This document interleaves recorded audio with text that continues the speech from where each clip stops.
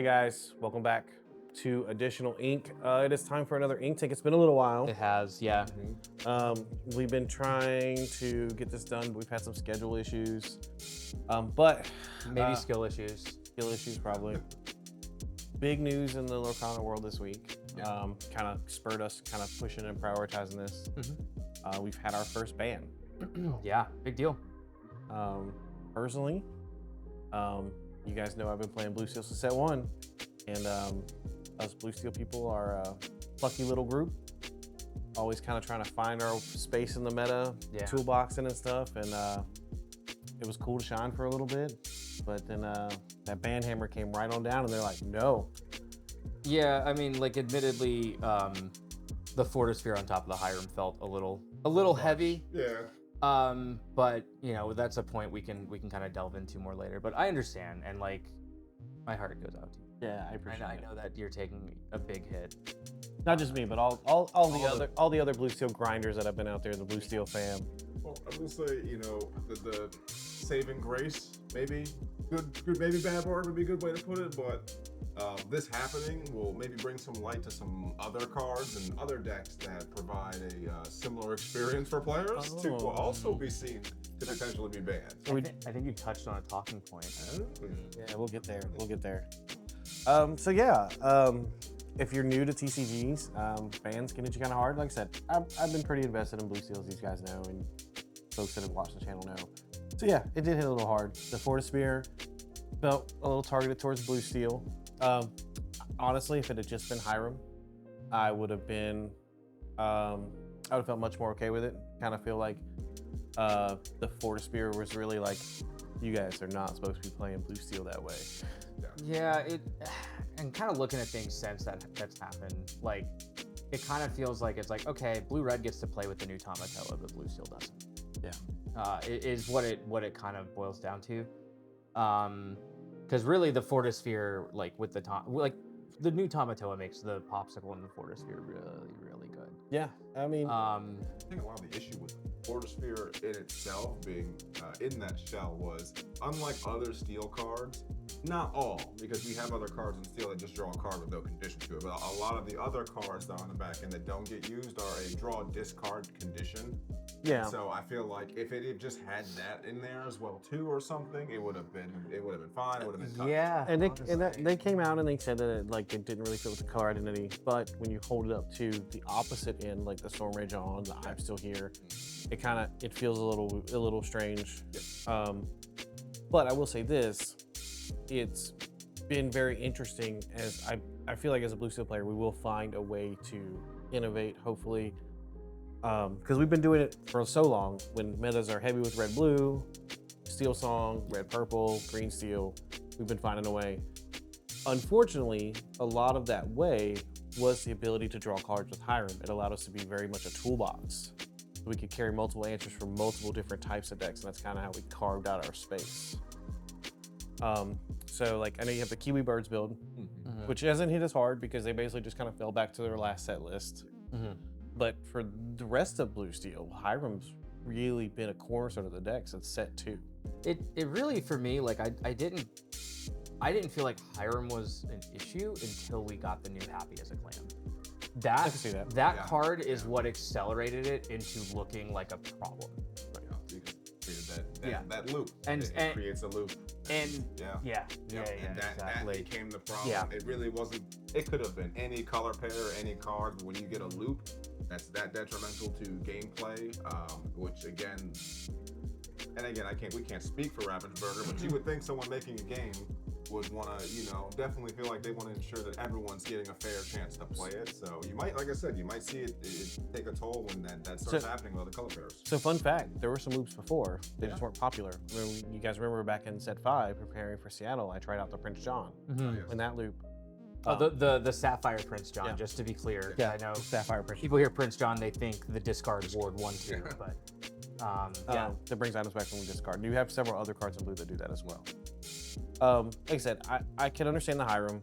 I think from the tournament data recently, obviously Blue Steel had a very strong showing initially, because there were some very prominent players who were like, "Hey, this is a good deck."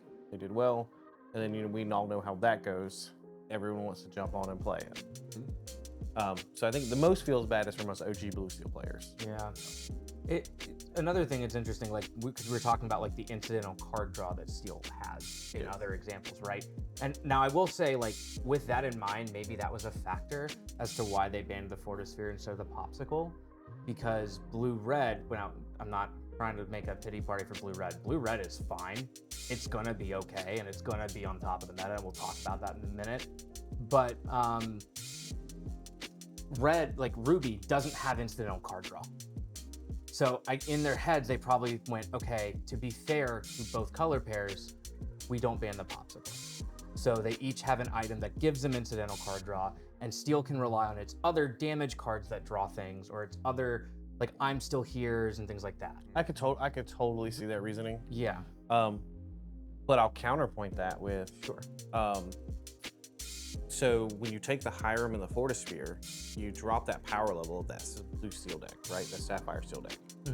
But when you take just the Hiram from red blue, so let's say we're dropping from here to here on blue steel, and we were up here with red blue as well, we're only going about right here. With Because they were normally running Grandma Tala's, how far all goes.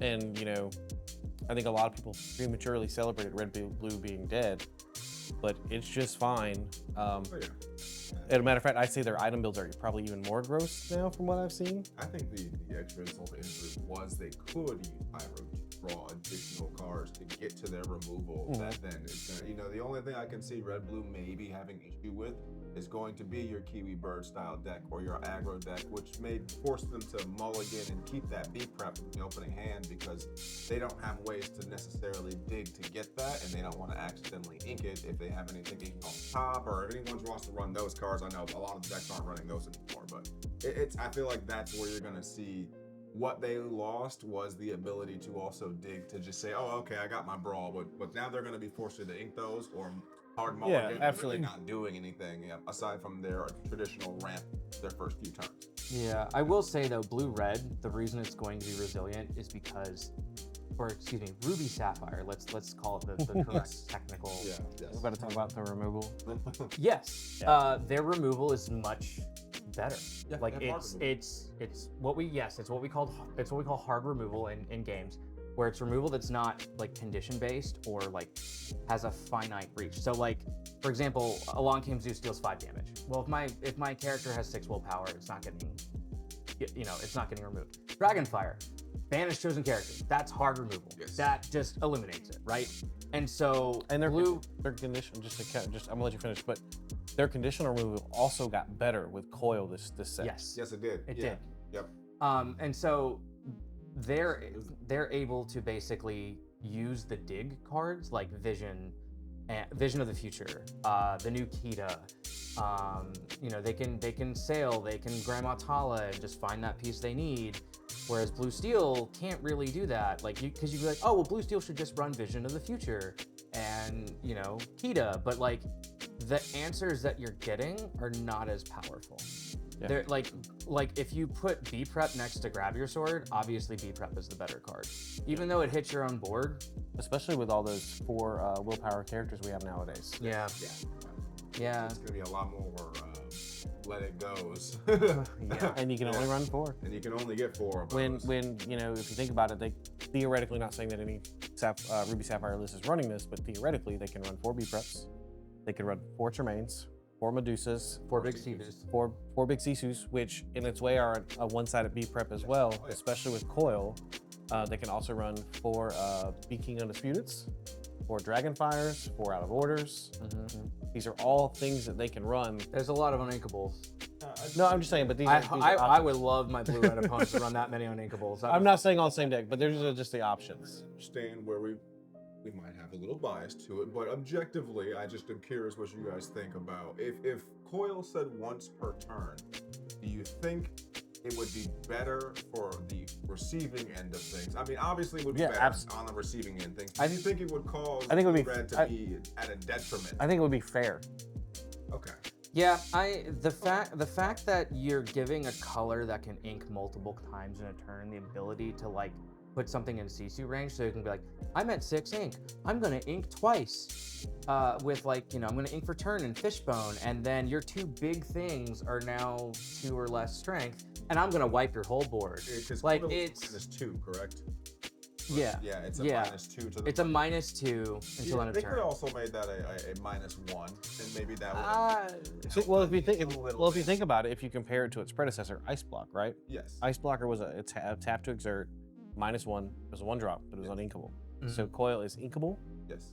It's infinite, basically, as much as you can ramp. It's repeating, yeah. Yes. I mean, Ice Block can repeat too, but Well, it has to be ready. it has to be ready. Yeah. But per turn, and it's just one of those things where, like, to me, obviously I don't get to decide the bans, right? No, But if you really wanted to keep the power levels in check, it would have been Hiram and Coil. Yeah, it's tough because like no game designer wants to ban a card from a set they just put out. But sometimes, like, I mean, Coil is not like a high value card that I think would upset a lot of people. And let's The deck can run fine without Coil. It did before. It did before. Yeah. Yeah. I think like Coil being like once per turn would make more sense to me. Like if someone plays 3 Coils and doesn't like pop, well, I mean, it's not as much of an issue without Hiram in the meta, but like let's say they don't pop him to play their bells, then sure, yeah, you get 3 triggers. Like I'm not gonna sit there and complain about that. Yeah. When you have one piece that you could ink, right? And then it just repeatedly weakens my board, so you can just clear it Because and giggle to the on your way to the bank. You know, it's like it makes their the 3-drop Sisu, the human Sisu, A lot better. a lot better. And then they turn around and they're not waiting till 8 to play big Sisu. Now they're shifting it when they have shift 5 or shift 6? 5. 5. I think should be. But they're able to shift it out sooner. Yes. Yep. It makes brawls more valuable. Yes, it does.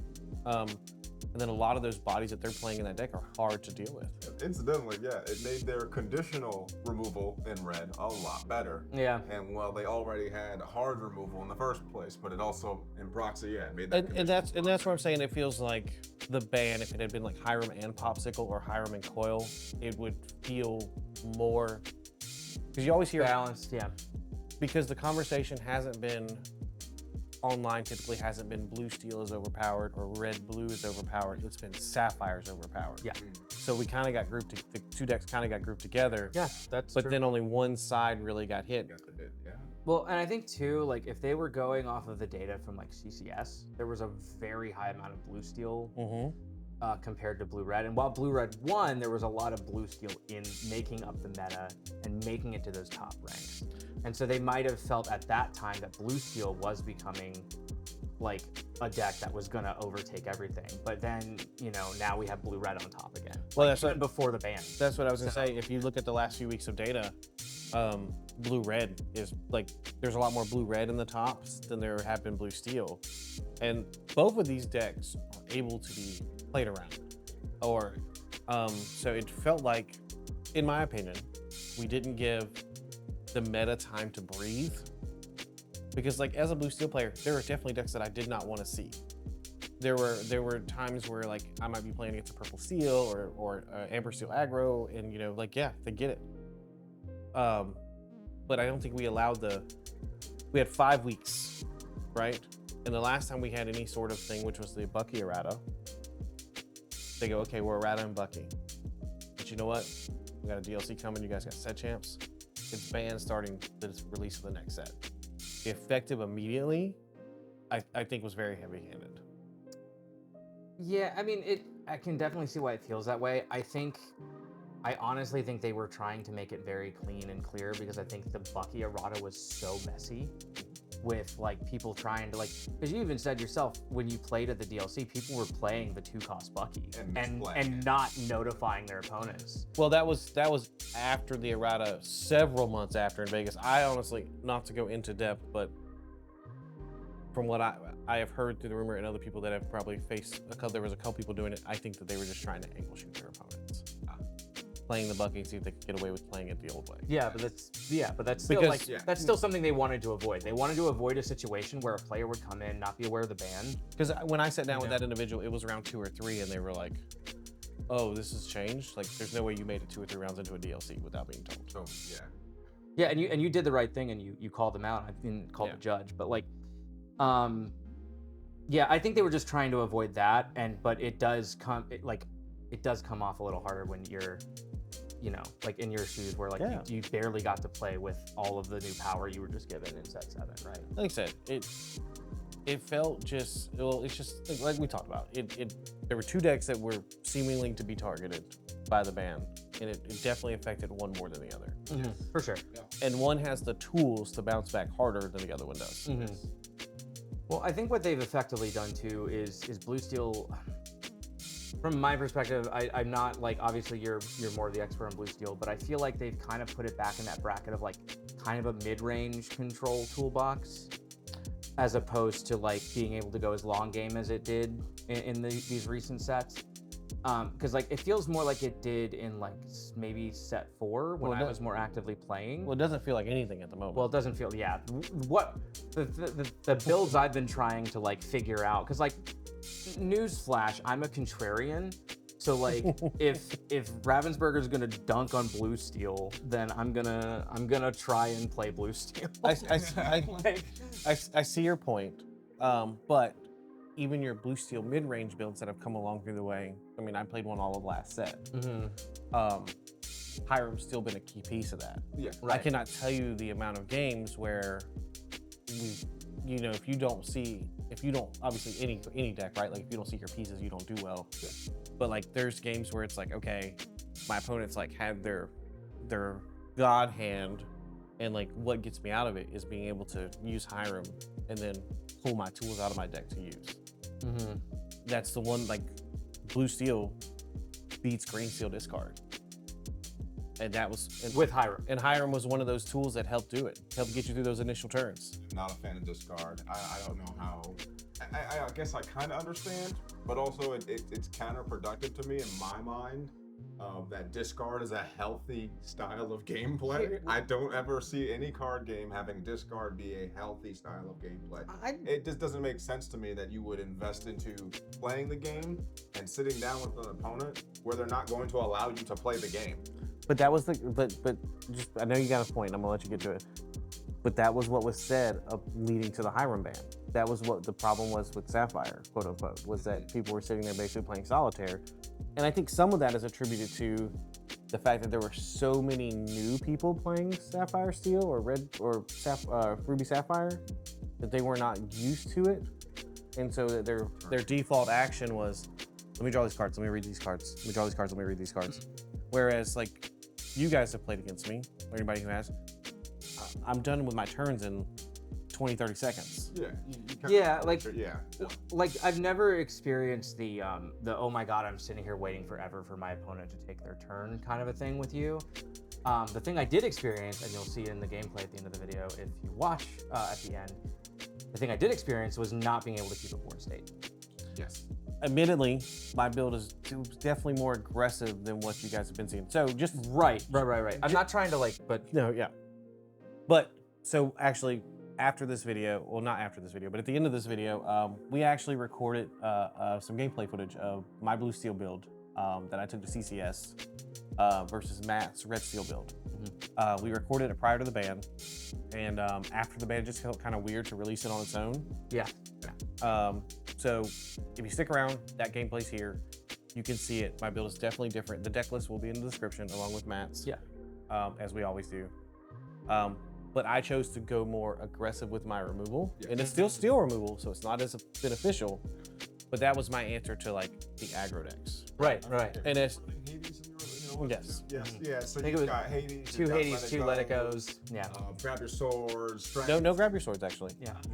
Okay. So I'll say this: while I still had all the pieces of the popular deck list, I had a lot of the same pieces. The play style was a little bit different. Whereas like they were trying to like get items out to high roll into the win condition. Yeah.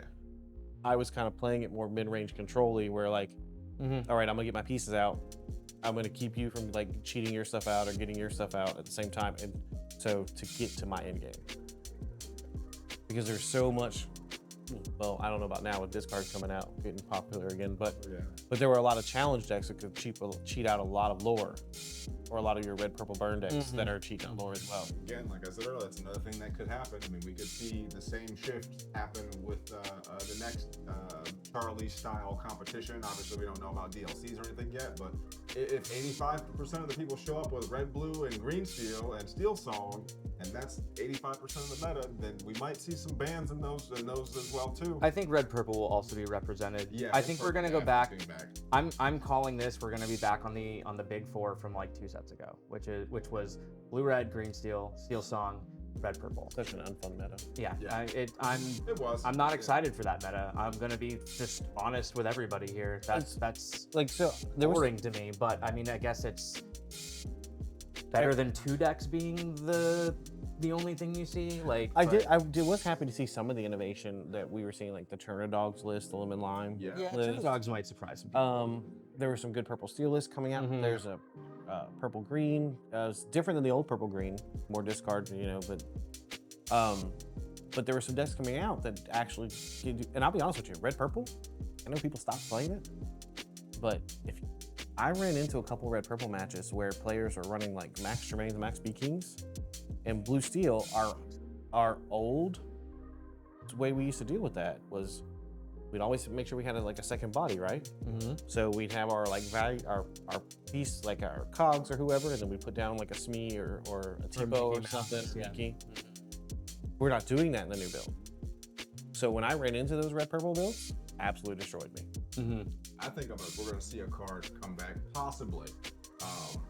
A lot of people stopped running in just red builds in general, but I think the Prince Eric is gonna come back and see some light. I'm starting to see Flynn's again. I mean, a 4-drop that Quest for 2 and on Banish was gonna remove something from board. You can do a lot with that now, especially with all the new tools we have. Well, I think something to think about. I'll piggyback on this point, and then I want to go back to the point about discard being unhealthy. Yes. But I think moving forward, you're going to see a lot of removal. You're going to see a lot of these things. Focusing on mitigating your losses is going to be huge. We had somebody in our Discord, in our additional Discord. I want to shout them out. The Goodest Boy is his tag in our Discord. He posted. He's in a few other ones too. Yeah, I know. I think he's pretty active in the 20 Lure Pro and a few Pro, other yeah. ones. Yeah. I almost said Pro 20. Yeah, I was getting mixed up. But anyway, yeah, the Goodest Boy. He made a post about like how to mitigate against losses. I was like, that's honestly probably going to be the best way to move forward. And this is before the Hiram ban. Yep. But I think like stacking your deck with things that say, oh, when you remove this, I get something out of it. Yes, exactly. Like going back to playing your libraries, going back to playing your bounce package in Amethyst, or like Mufasa. I mean, I think Fasa decks might be poised to do pretty well right now. Might be good. You know, the Lilos that you can just bring back and just say, I don't care that you removed it. I'll put it back out and deal with my 2 Lore Quester again. You know, I think stacking your deck with those kinds of things and looking for those things in your colors might be a beneficial thing. But back to the discard being unhealthy. I'm gonna make I'm not gonna harp on this, I'm gonna make a quick comparison to Magic, just for perspective, because it's gonna come to another point I have for the ban. But I think in a game where there's no interaction on your opponent's turn, discard is very unhealthy. I think in games like Magic, where you can just kind of put a stop to it if you choose to build that way. Well, here's a problem. I don't have a problem with discard in other games. No, you're absolutely right, because it's not that we don't see discard decks in Magic. We do see them from time to time. They are not nearly as prevalent. They are not nearly at the top of the top, and it's because you have interaction. It's because, I'm going to go cast this. No, you're not. Stopping you on your You turn. have counter magic, You have right? counter magic. And so, like in a game like Lorcana, where from a design level, they've actively chosen to say, and I'm not saying they need to change it. I'm just pointing out that this is a game where you don't interact on your opponent's turn unless it's like a trigger from one of your things in play, right? Yeah. So I think part of the issue with that is you're going to start to see bans when there's power creep. Yeah. Because if I can't answer a crazy combo that you're doing, Just, and you just get to do it every time, And then I can't stop. And that's the reasoning for the Hiram ban. That is exactly why Hiram got banned, because people would just draw 12 cards a turn, and you couldn't do anything about They were drawing 12 cards when they probably only needed to draw like 6. so if you True. got something you really like, be careful. True. Because you show a bunch of people or take it to a tournament and do that to somebody, you might get it banned. Well, no, I don't. So I'm kidding. I know. Yes, yes. Yeah. But let's speak on discard for a little bit and just kind of like things being banned in general. So like, you know, it there's been I'll say this first, and I'm gonna backtrack just because there's been speculation that possibly with set 9, some people have been speculating online that we may see a rotation. Honestly, at this point, and it might sound, I agree with that completely. but I'm kind of for it because, and this is one caveat is that yes, back as Blue Steel, we had a core ripped out of our deck, so we didn't get pushed back a set. We were having to figure out and innovate from basically like set 1 on, and that's kind of the approach I'm taking for it. But if we rotate, everyone's in the same boat. Yep. Because even just taking a Blue Steel list and replacing some card draw and all that right now, like all the other decks are a lot faster than they used to be. Yep. The bodies are bigger. The removal's harder to pull off from Blue Steel. The removal's easier for the other ones, or they're able to cheat out lore, things like Giant Cobra, things like that, a lot better than they could before. And the answer was to draw cards and find your answers. But now you can't. Rotations are healthy because for 2 reasons. Number one, you're going to be forced to play with things that maybe you hadn't before and realize that they are actually good cards. Yeah. They just weren't good in comparison when you had access to the entire catalog. But when you've only got options to work with out of 4 or 5 sets out of a catalog, I played a lot of Pokemon, so I've dealt with Magic and dealt with a lot of rotations and bans overall. And I can say rotations are actually pretty solid. They allow you to get creative. I'm actually kind of excited for the thought of it. While the Blue Steel ban sucks, I mean, you guys know I've spent the remainder of the week since the thing just kind of trying to cook up a list, and I think there's a way. Like I said, I've kind of taken my thought process. Let's start at set 1 and move forward as if we didn't have Hiram. And it's going to take some time to figure out. But I do think, so while that's exciting, and I know that the intention behind it was to let the meta breathe or open up and let more things be played, but I think we're going to see the opposite effect. So many people are running back to Green Steel. They're running back to these other things that are Red Blue's still there. And, you know, it almost felt like when they did their ban, maybe their data was a couple weeks older, like from like CCS, because the last few weekends prior to the ban, like I said, Red Blue was everywhere. I agree with the rotation because what we might finally be able to see is color pairings we don't see in that top 4, as we like to call it. You might see red and green up there now. You know, you might see more of it started to happen with green purple. And I'll say this, but yeah, I'm talking about Blue Steel a lot, but I also like to dabble in like the unknown color pairs. I've built Amber Sapphire decks and been like, hey Ron, check this out. Yeah, I love them. I've built great. built red green decks and taken them to league. Yeah, I mean, comparatively to what we were going up against, what's a good way to put it? The odd, the off color pairing. I don't know. The other color pairings that we don't see a lot of. While they do have good cards in both respective colors you're using, compared to a green steel or a blue steel or a red blue or whatever, it's not going to hold up because the amount of power that's being displayed from those color pairings being paired together compared to the other one. Detrimental, drastically different. Yeah, you know, you get access to 2 different things, and so yeah, rotation might force the hand and see, you know, you might see Sapphire Emerald. It definitely would. Like that. Sorry, I didn't mean to cut you off.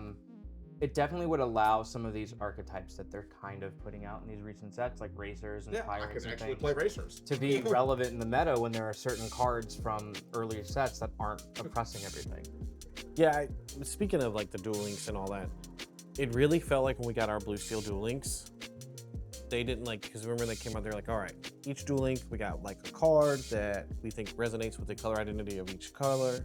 And then we've got like 3 that are like from the same franchise. They all work well together. They do something cool. If you look at like Ruby Ambers and Sapphire Steels, there really doesn't feel like Ruby Amber was like the Mufasa decks, right? Yeah, and threw a new archetype in with, you know, and they were racer cards. Yeah, which we don't have many racers to work with, so for more and racers. In Blue Steel, we got all this ally stuff, and like, but then we also got like Hey, and like Maid Marian, and then like, but at the same time, Hey, Lady Cluck. Lady Cluck is there. I think Chimpo's still better, but the thing is like, it felt like when we got those cards, they didn't pair with how we had been playing the deck for like 6 sets. Now, these sets are made a long time ahead of time before we see them. Yes. Mhm. So it's very possible that the way we were playing Blue Steel had emerged, and it's just not something that they thought of or foresaw or whatever. And that's kind of actually what the band kind of felt like. Yeah, they didn't think it was going to go that direction. Maybe they thought the red blue was. I'm trying to get off the band talk, but I keep going. I know. Hey, listen, it's affecting you a lot harder than it is us. So like, I understand. I'm good, guys. I'm sorry. No, But you're it's fair because a lot of people, maybe Lorcana is their first game and they haven't dealt with a band before. And it's not my first game, but it's been a long time since I've played at TCG. And this is the first one I've really got into it. That I've started a YouTube channel or played to try to play competitively, right? Yeah. So like, I'm invested. I'm here. It's one of those things where again, either it's your first time or it's been a while and you're not familiar with how these work, and that's why you might see a few people just nonchalant about it because they've still been playing other card games where cards got banned for them. Like, all right, well, it is what it is. It sucks. Move on. Let's find something else. Yeah, and that too. Like the thing is, like when you played other games that have been around longer, you learn that things get unbanned. Yes, they do. Like so, bans. Like I need to everyone please just listen. If there's one takeaway, bans are not permanent. Nope. You might see Hiram again. Yeah. Like it's just a temporary solution to the meta. The return of Hiram on Easter? No, probably too soon. That would be very soon. It would be really funny, and there would probably be a lot of memes that would come out of that. But just Speaking of, he's not dead. He's just on vacation. Speaking of, He's not banished. He's just on vacation. speaking of that, we were talking about rotation. One of the taglines that we know for Fabled Set 9 is the tagline basically says it's a great place for returning players or old players and new players to start. Yes. So- Foundations-esque kind of. So there's some speculation that maybe they'll not just rotation, but maybe we might get some functional reprints or card reprints. And fingers crossed, Ravensburger, and take a Hiram that does one card and a Fortispear. No, give me a Hiram that's a 1/5 and does the same exact thing else. Yeah, Either that's or, fine. either or. That's Like, totally fine. just give me a Hiram I can answer with with one, Zeus, with one thing. with a Zeus. That's fine. I could live with that. But yeah, there's and heavy speculation here. We don't know anything specific, but we've played card games, and typically I'm basing this off of having played Magic and understanding the standard rotation. So usually when you have 9 sets in a meta, they drop 4. Yes. And you have anywhere from 5 to 8 active sets. So on the release of set 9, set 9, this is the set 9 in Magic. Okay, we're dropping 4, the last 4 that are in the rotation, and then we're moving forward with these 5. Yep. So there's a very good chance, not saying it will happen, but there's a good chance that might be the case with Fabled, and we might see some core reprints of cards that they feel need to stay in the game for the health of the meta. I have a question for you guys, and it is a little sidebar, but did you happen to see the Iago that was I did. kind of leaked out there? What did you guys think about the design of that? It kind of gives me the vibes that we might see Aladdin-esque enchanted. This very sand enchanted, and I think that could just be a really cool, design. That'd be really cool. I think we probably wrap up the band talk, at least the Hiram band anyway. I think we've said our piece on it. I'll just finish it out. Obviously, it's been a week. I do hope Ravensburger has made the right decision. Time will see. Early signs are showing return to green steel discard and things like that. If it's for the health of the game, it's great. Like I said, Fortispear catching the stray felt a little rough.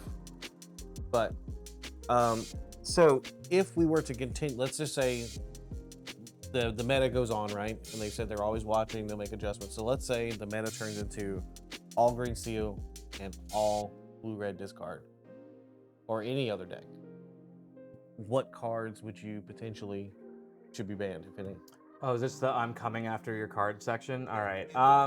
They just need it. Let's. All right, let's I'm not coming pull I'm coming after your card. Let's one not drop, pull one any drop, punches. one drop Lilo. I'm kidding.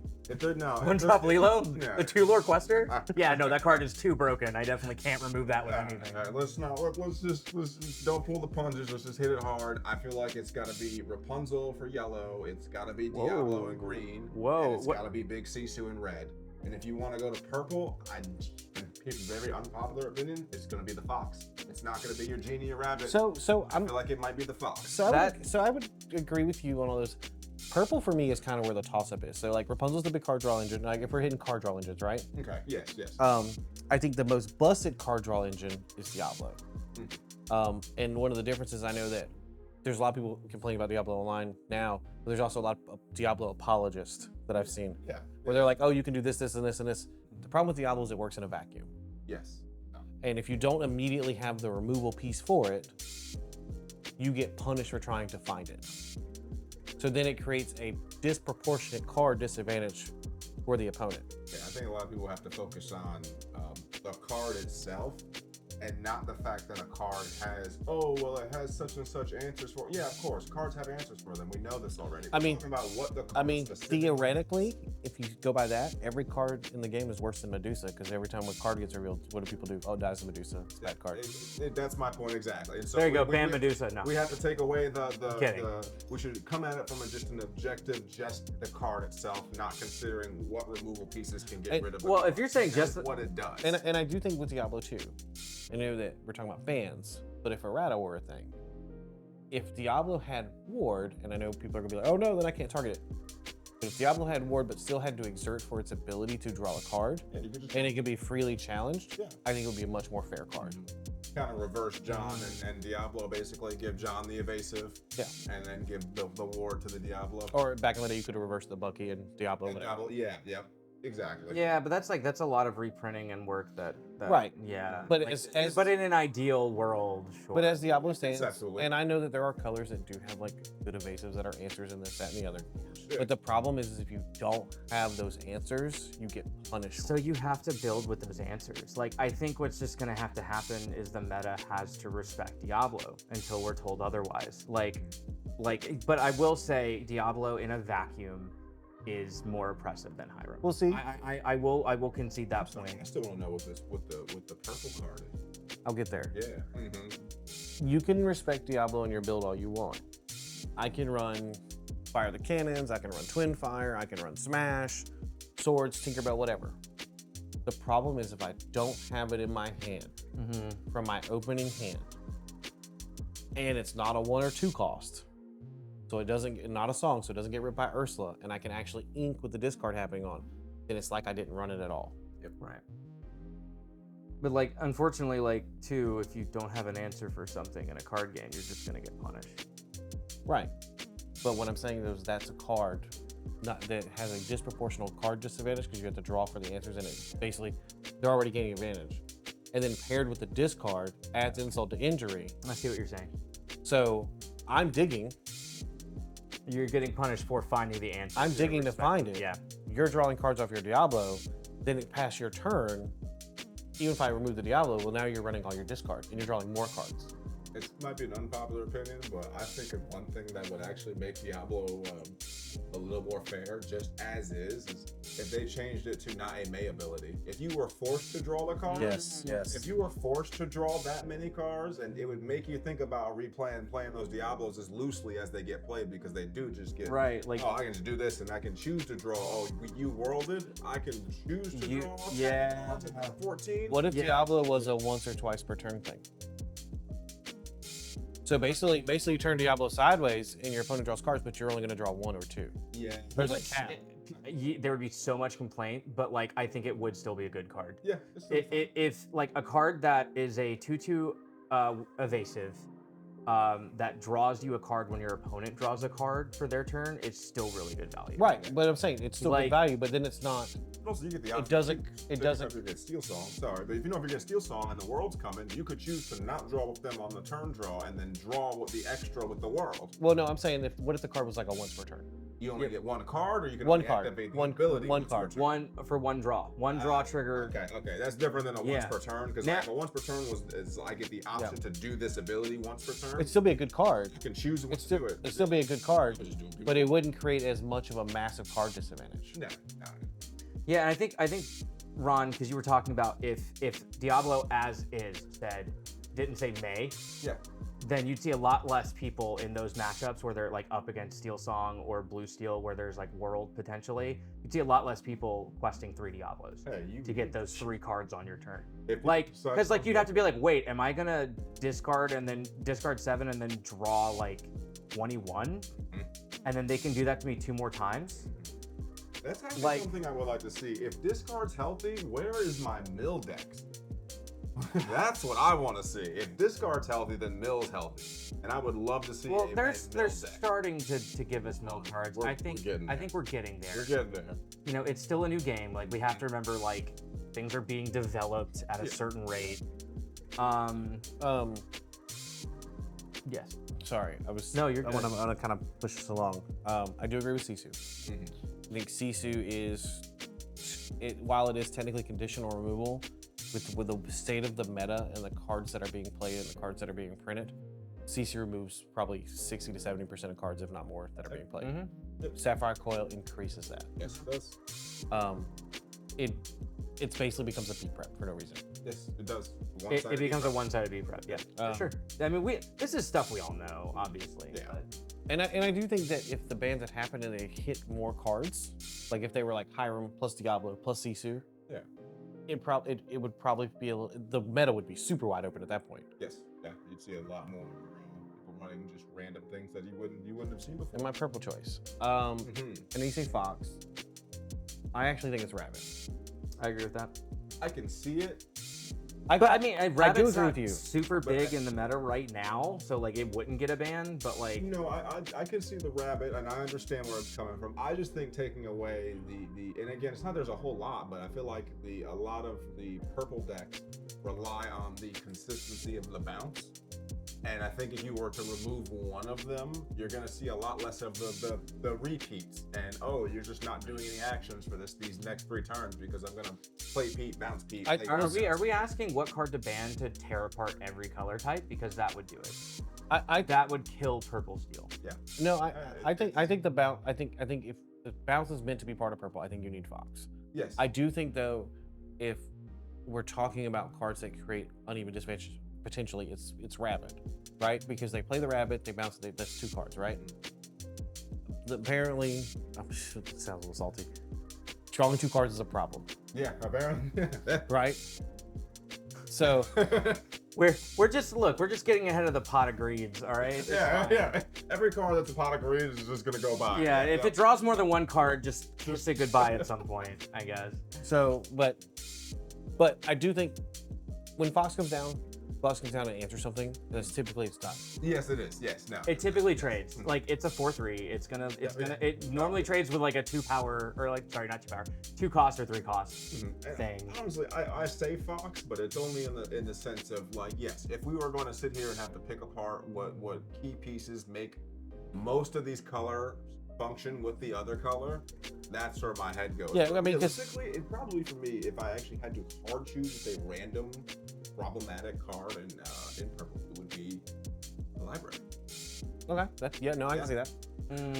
I think that what you're feeling though about the bounce package is that you're talking about with the color pairings, right? Yes. So like a traditional pairing with like red purple, it does allow them to do like those Tremaines again, those Medusas again. In terms of like this is the engine of the deck, and if we're taking pieces of everyone's engines away for these various different color pairings, that's what I would choose. That's what I'm surprised you gave up Rapunzel though as a standard player. I love the card. I play Rapunzel. Hey guys, I'm gonna interrupt this video really quick. I just want to remind you of our giveaway on our road to 1,000 subscribers. All you have to do is comment, like, and subscribe. Have your subscriptions public. We are going to give away a Illumineers Quest Deep Trouble. We are going to give away a D100 gift set that came out back when Rise of the Floodborn came out. Chance to get some awesome cards for you guys. We are going to give away an official Disney Lorcana hat that we got at the DLCs, and this Scar Enchanted Set Championship promo that I personally won myself. I cannot wait to get this to you guys. Please like and subscribe, and we'll get right back to this video. So anyway, that's why I don't think it's a good idea to ban Daisy, but I understand. It would be something that would be up there, but like I think we have enough for it. Let's just ban everything but Hitman Caster. Oh, everyone just draws a card and inks whatever they want, but no lores gained. No, yeah, I like that. I'm kidding. So the deck out wins. God. That'd be a fun format. Maybe we should do an episode. It's just like 60 hidden ink casters. Oh man, we'll figure. Well, it would just be play dependent, right? Yeah, so we couldn't really do that because Yeah, that's the that's problem. boring. Everyone already complains it's play draw dependent, so we gotta do something different. There's one whole new world in there. One Well, no, that's you and your opponent. You need a second star. Yeah. with nothing to right. Oh, with nothing to say. You gotta get to 10. You just gotta get the 10 hard cast second star. Oh Yeah. man. So maybe we'll come up with a speed Lorcana format. Yeah. We'll mess around. So we kind of talked ad nauseum about the bands, right? So Yeah. we got the band talk pretty much covered. I'll finish the band talk out with Blue Steel. We're gonna find a way. We gotta go back to the beginning to find our way back. I mean, honestly, Jeff, you're just doing what you've always done, which is figuring out the meta and how to beat it, and toolboxing. It makes me feel better when I'm thinking about I'm big braining it. I'm just kidding. No, but It's true. that is big braining it. Yeah. Like figuring out what beats the meta is not an easy thing to do. Like I try it all the time and I fail miserably. Like it's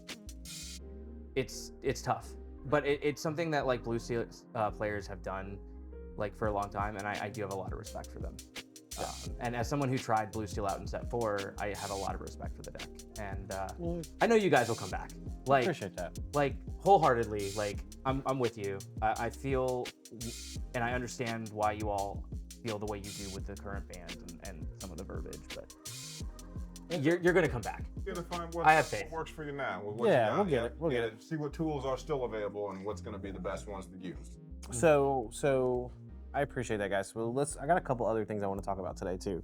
We kind of looped around back and forth on that one a little bit. I think because we all had points and we kept forgetting them and bringing them back. Yeah. So it's okay. I'm an old. It happens. I'm an old. Yes. Yeah. Pretty soon, people may start seeing the new Ravensburger Play Hub. Is they're pushing out the new changes to organized play. I know that some of our local stores have already registered in the system. It's not required for the Arcadia's Island set champs. No.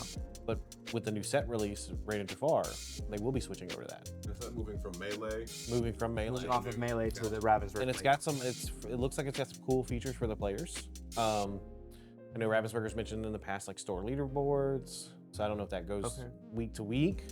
But they also will have a deck builder in there apparently. So like you can build your decks in there, and then you can submit them directly to the organizer of the tournament. Oh, that's cool. And you can also share them with your friends. It's really cool. So I'm very interested to see what the user interface for the player actually looks like.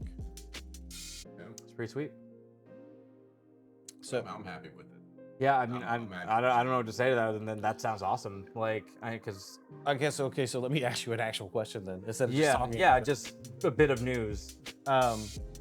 With that and the other changes to the way they like do the prizing and the organized play and like the prizing for the new set champs, Oh yeah, that's something. where everybody gets a participation promo. It's alternate art, and then the top 8 gets the full art enchanted alternate art, and then the top gets the champion playmat. Gotcha. And then the way they've been changed the prizing to do more like drawings and weekly prizes. How do you feel about those changes in general? So the drawing and weekly prizes for league specifically. Yes. And then the other changes were for set champs. Yep. So I'll start with set champs. I think it's great, honestly. I know that I consider myself a pretty good player, and I've gone to events and played and paid like $40, $50 and walked away with nothing. But we got memories. Okay, memories of I'm being facetious. Anyway, but no, like it feels really bad when you spend that much money to go play an event and you get nothing to show for it. Yeah. Like if you just get beat out, like that's it. Like you don't get any pack per win, and you've just thrown all this money into like an abyss.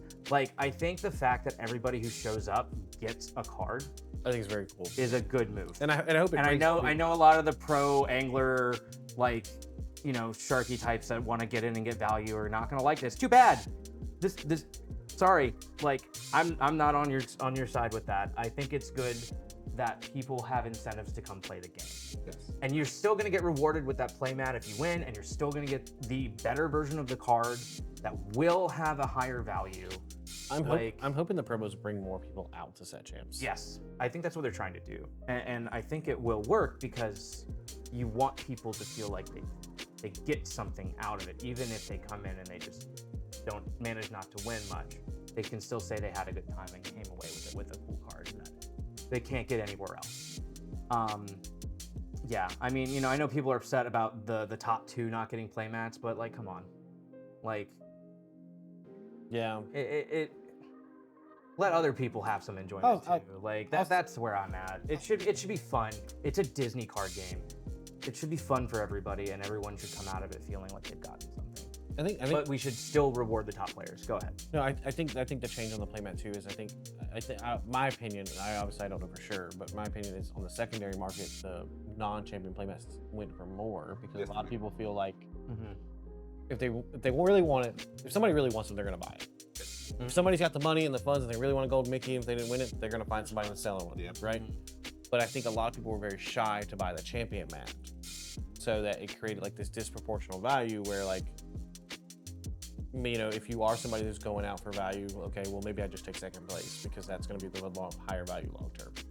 Ironically, a lot of the playmat decisions didn't come from what I'm speaking to people. A lot of people preferred the second place playmat because it just didn't have the champion on the front of it. It wasn't necessarily a monetary thing, it was a design standpoint. It was, I want the playmat with my stitch on it, not big old letters champion across the, that's cool, but like I kind of just wanted the graphical image instead of having. What if it said Lore Master? That's not a title. I just Lore Master. It's pretty cool. Are you the gatekeeper? I'm the lore master. Sorry, are you the gateway keeper? I'm the lore master. Jesus. But I agree with some of the changes they've done to the organized play. I personally would like to see second place still get their playmat, and I would like to see the top 4 the hollow foil version of that set champs card, and then it's top 8 currently. Top 8, and then the bottom 4 would be non-foil ones. Oh, so you're creating like you're creating a third tier of cards. Yes. So basically, kind of like the Rapunzel sidewall, the prize wall promos of like Rapunzel and Cinderella. They were doing that. So full art non-foil. Full art non-foil. Gotcha. Okay. Yes. I That'd be cool. That because of 2 reasons, and you have possibly cheaper options for building your deck with the same artwork. You know, if you want the foil ones, you can reach out for it. If you like the artwork, don't financially cannot afford to do that, you have a cheaper option that still is the card art you want. It's just not shiny. And so that's one of my main things. Is I'm not gonna lie to you. I've seen a lot of calls for it, and I wouldn't be opposed to it. Just more alternate arts in general. As somebody who likes to play with my alternate arts and enchanteds and promos, like I'm for it. So speaking of set champs. So, we've got kind of a busy set champ season set up. Actually, want to shout out a couple stores that we are probably going to attend. You know, you might see us there. First is going to be Mystic Falls Cardboard Company up near Atlanta. A good friend of ours owns that store. He's actually, funny enough, to separate himself from the rest, he's actually hosting it the moment it turns the 3rd of May. Oh yeah. So it is a midnight set champs. Kind of like cool. And from what I understand, he's going to have some fantastic pricing as well, up and down the line. So it would be so 12 a.m. on the 3rd. So yeah. So like we'd be going up on the 2nd. So we going up Friday. Yeah. Okay, that's cool. And just card napping. Yeah, well, and then I think part of his reasoning too is so that if the players want to play at other stores, because a lot of times there's scheduling conflicts, right? Because they have to be on the weekends, and if you're in an area that's got 4, 5, 6 stores, it's okay. Well, how do I fit all these in? And not all the stores communicate as much as we would like them to, as far as scheduling goes. Yeah. So his thought process is if he does at midnight, he can say he's the first one, right? Sure. That's a little caveat. But also it allows the players to go attend other set champs and not have to pick and choose. Right. So Yeah, no, that's pretty cool. And like, there's a hype to doing a midnight like release or I miss midnight them. tournament. You know, like Just the midnight releases of you know, getting in there and you're like, you go and you play, and it's like, you get out when the sun's rising and you go to Waffle House. If you're in the area we're talking about, anyway. fun fact: midnight releases. Long time ago, some Call of Duty was coming out. Mm-hmm. I went to a midnight release. Oh, okay. They had a tournament for Dance Central. Oh, nice. So here I am in this GameStop, dancing away on this demo unit to Dance Central in the middle of all these hardcore Call of Duty players. But you know what though? I won. I got my Call of Duty for free. Hey, there you go. So That's cool. That's a cool story. but midnight releases were cool. But I think I definitely want to try to rearrange some things so we can go up there for that, because I think it'd be definitely fun to play midnight tournament. Yeah, if we get that figured out, it'd be pretty cool. Who else was after that? So locally we have that we have scheduled so far. We've got Morningstar. Yes. Morningstar Games, yep. Morningstar Games. Theirs is actually, I don't have dates in front of me. I believe it's the 25th or something like that. I'll put the descriptions in the notes. And we have Roll of Bones, which is scheduled as well. Yep. Mm-hmm. Legendary Phoenix Games, which is scheduled for us. Yep. So if you want to come hang out with us and play set chess with us, and you're in the area, After in the greater Savannah area. or southeastern Georgia or whatever. Yeah. Southeast, yeah. Morningstar typically actually attracts a lot of people from out of town. It's always great to meet new players. Come down. We will typically try to go down to Jacksonville for one or two. Yes. Or there's another store. It's like Coliseum Comics is the one we normally try to go to. Yep. So specifically their Oakleaf one. Yes. I know they've got several stores, but it's always fun to get out there and meet new communities or see old faces, right? So like the Lorcana community is so awesome. You see a lot of these faces when you go to like Charlotte, CCS, or you go to DLCs. You see a lot of the faces over and over again. And I look at Set Champs as an opportunity, not just to go play and try to win some cool cardboard and have fun, but also like it's a great time just to get out there and meet new people or see old faces. Last set I went down to Deep Dive Games in St. Mary's. Spur of the moment, my schedule opened up. I went down there with Mark and Asia actually, and when we walked in, I'm meeting a lot of the St. Mary's players for the first time, but also in there is a lot of the Jacksonville players that we already know. Specifically some of the Lorcats players. Shout out to Lorcats. So Set Champs are coming up. I think we plan to do some deck profiles on the channel. Oh yeah. We'll still have some gameplay videos, stuff like that, but I think we're going to try to do some quick deck profile videos that are a little shorter. So that way, if you guys are following us and you want some tips for Set Champs, we got them for you. Yeah. Speaking of what we're playing for Set Champs, I was locked until this week on Blue Steel. I have no idea now. Maybe some green steel. Maybe I'll just join the masses. I don't know. Yeah. Maybe I'll play Ember Sapphire Puppies. You know. I've been thinking about that one myself. Actually. How about some blue-green microbots? Yeah. I can see that. I don't know about for Set Champs. No, probably not. No, don't. No. I'll tell you this.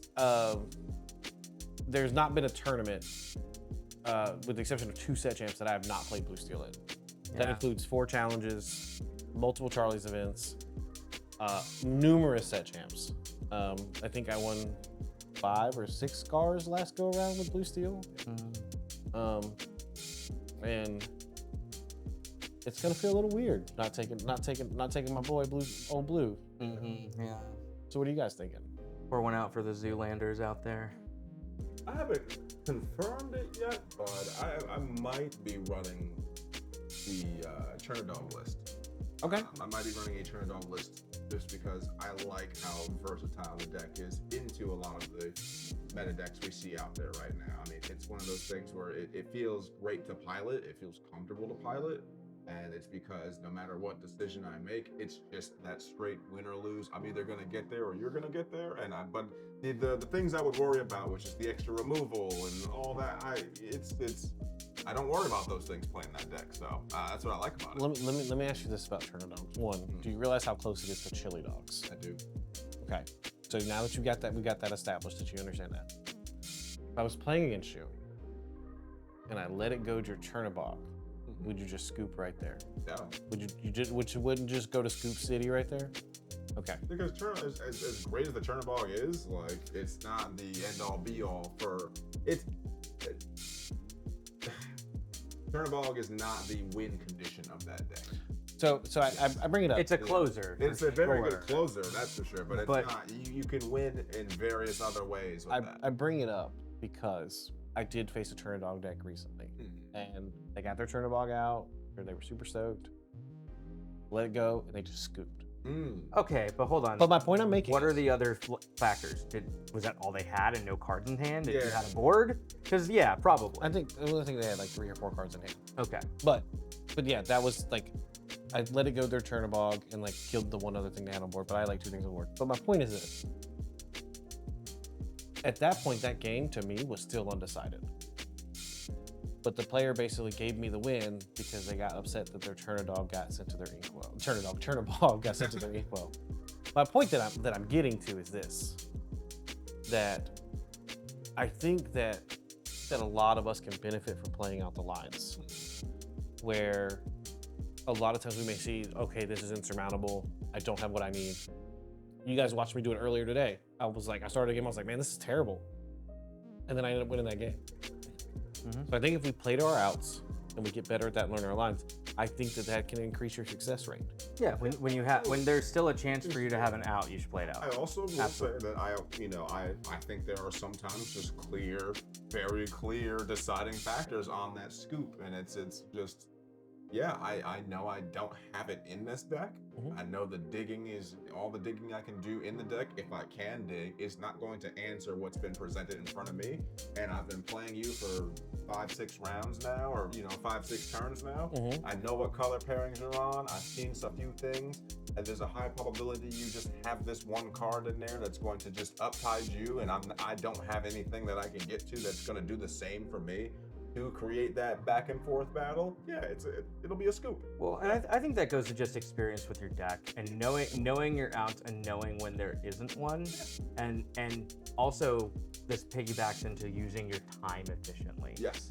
Like, you shouldn't be playing it out when you don't have if you don't have an out, don't play for an out.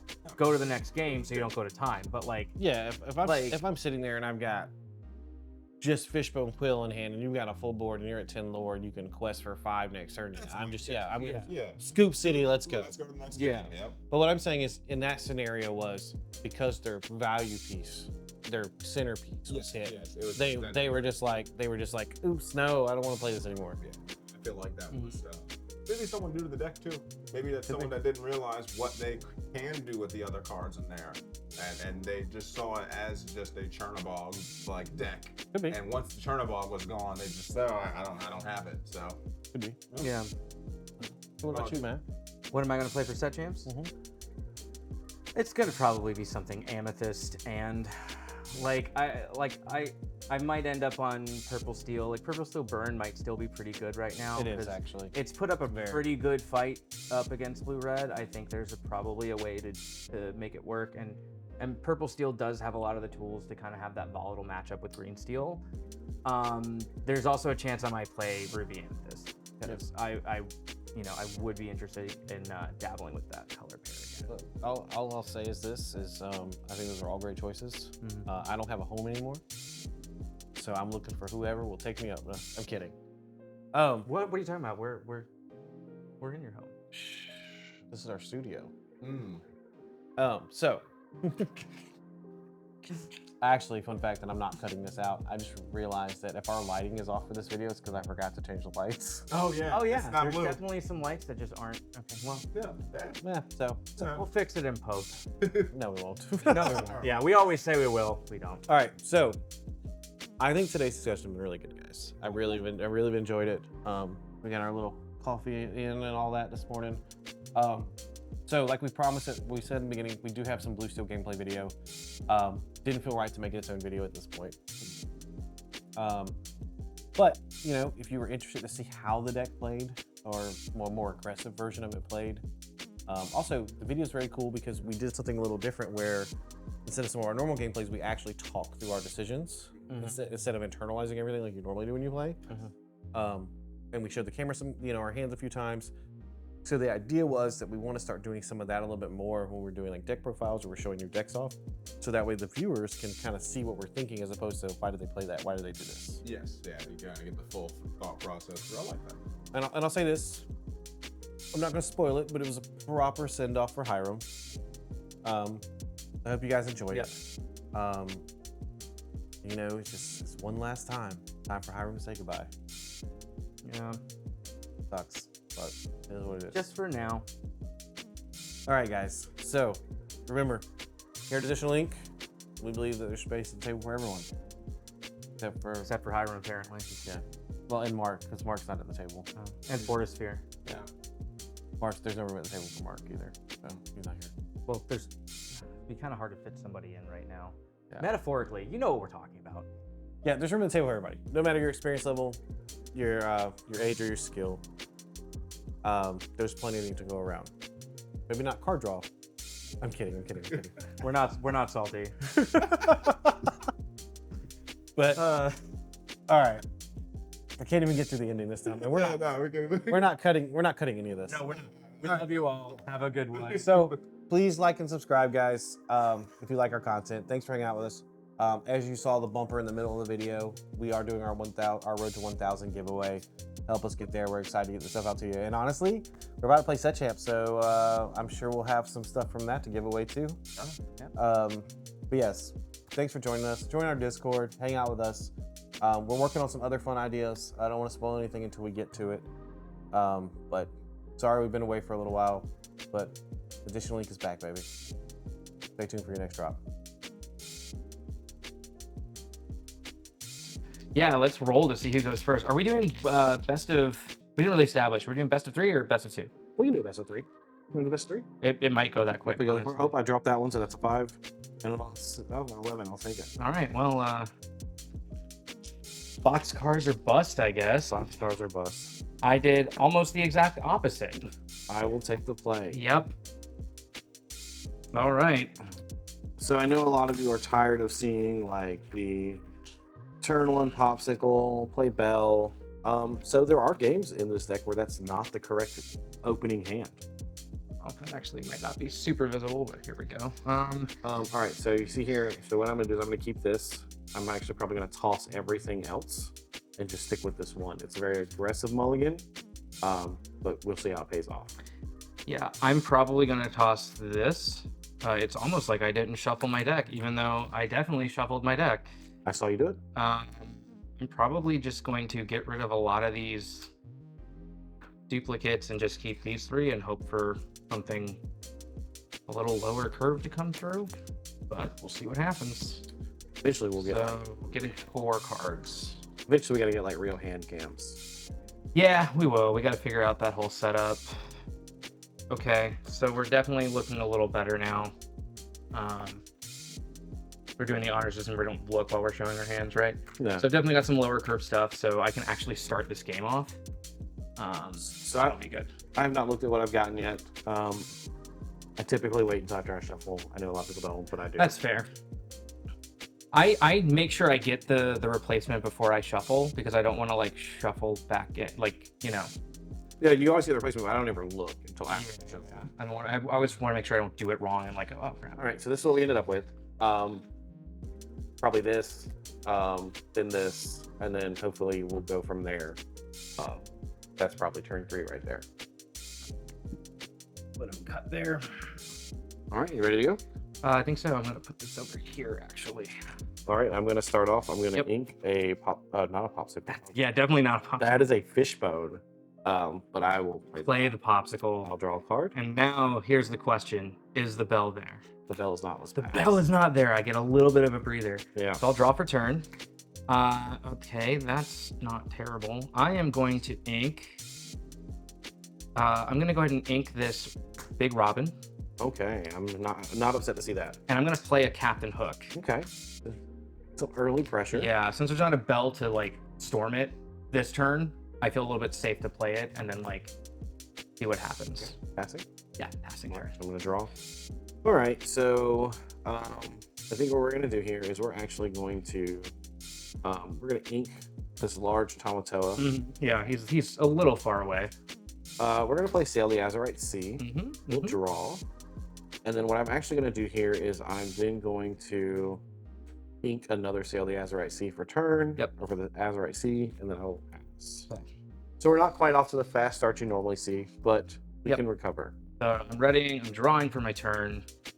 Okay, so I am going to. I'm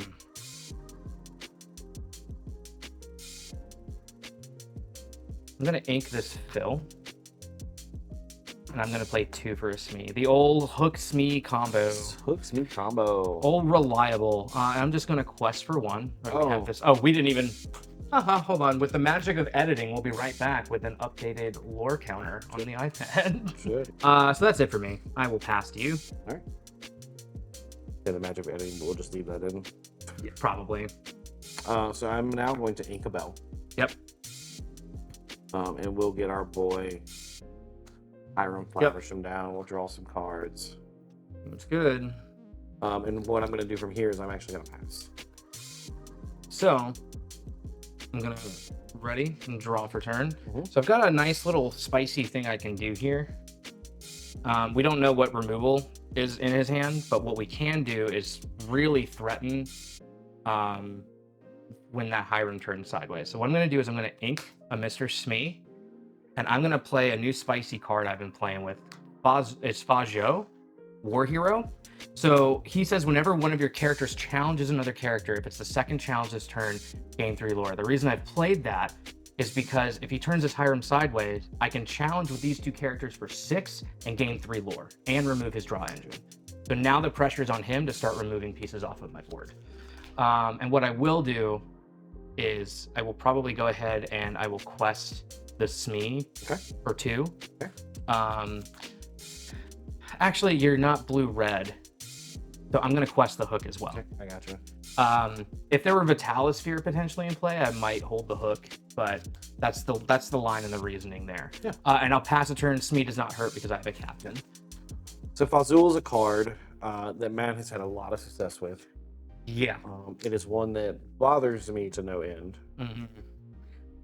So what I'm going to do here is I'm going to do a couple different things. So some people, I'm going to have to basically take a turn off of my game plan to basically stabilize this so that then I can resume my game plan. So what I'm going to do is I'm going to play 1 for a popsicle. We'll draw a card. I will then hard cast a Let the Storm Rage on the hook. Okay. I will draw a card.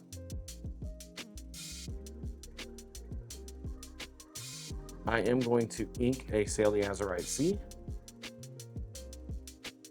And I am then going to have Flaversham, Zeus, Azul. Yep. And then I will pass turn. All right. So It does leave me open from a crackback from Smee. And he is red, so there are rush characters, but that lore gain is potentially very dangerous. All right.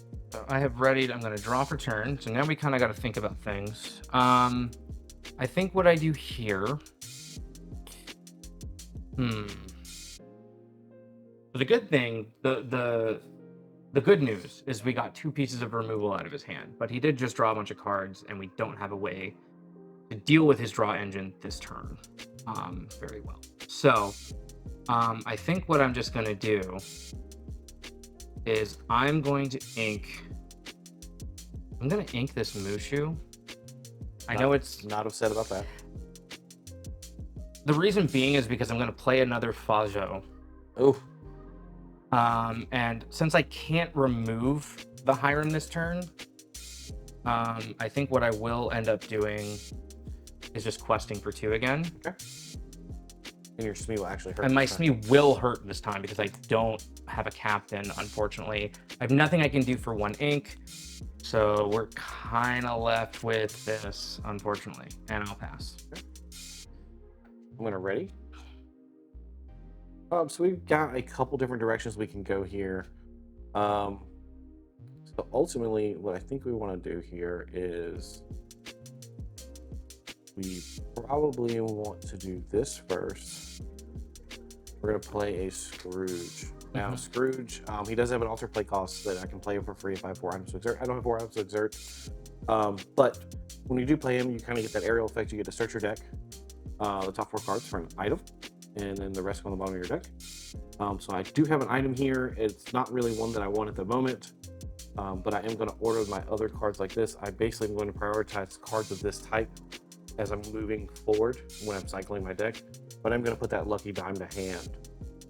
Pretty good one. And if you're sitting across from that and they pick the dime, it doesn't necessarily indicate it, but you should assume there's probably a Tamatoa coming to cheat that out for free. All right, so now what I'm going to do is I've got 1 ink remaining. I've got 2 characters. What I'm actually going to do is I'm going to actually go ahead and sing Strength of Raging Fire, and we're going to get rid of the Smee. More removal. Yep. And then what I'm going to do next is I'm actually going to 1, 2, 3, 4, 5. I have 5 ink. We're going to go ahead and ink this Scrooge. And I will pass turn here. There are 4 cards in hand. Admittedly, questing the Smee last turn was a little greedy. Maybe I should have held it. Drawing for turn. Well, if you hadn't quested it, I still would have removed it. So you would have gotten nothing for it. Yeah. Well, you wouldn't have been able to with the strength. Yeah, you're correct. But you don't know what else So I I have. would have been able to do some different things this turn. Sure. But I think what I'm going to do here... And now I'm in a bad spot. There's a 4/4. Anything I turn in to start putting damage on Hiram is just going to get removed by the onboard presence, not counting in-hand removal. I'm going to ink a strength. It's really not doing us any good right now. I have 1 damage is not. It's just a drop in the bucket at this point. The question is now, what do I play from hand? I think I'm going to go ahead and just get a body down. I'm going to play Super Goof. Okay. I don't think it's the right move to challenge with him this turn. Because I just lose him to Scrooge. Like, the greedy play here could be I could double challenge, gain 3 lore, and then kind of give you a choice. So that might be kind of what I have to do here. You actually gained 5. I would gain 5 lore, you're right. So maybe that is the play, and I just, I'm sitting with this in hand, so I can just kind of hope I can like kind of dig into something else. So I think that's what I'll do. Yeah. I'll put 4 into Hiram. That's a very explosive turn. So we're gonna have Goofy on challenge will gain 2 lore. This is challenge number 1, challenge number 2.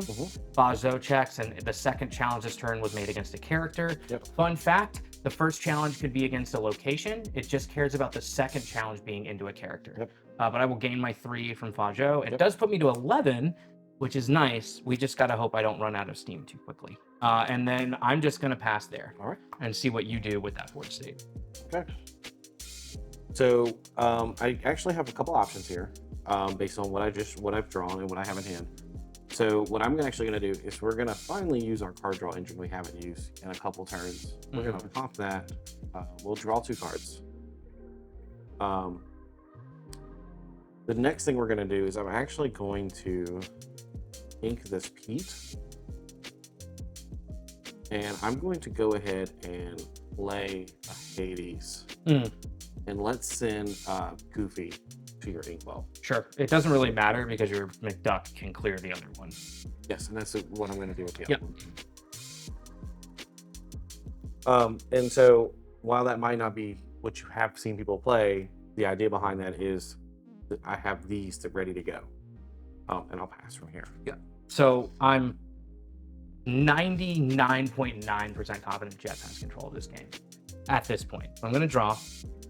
I'm going to...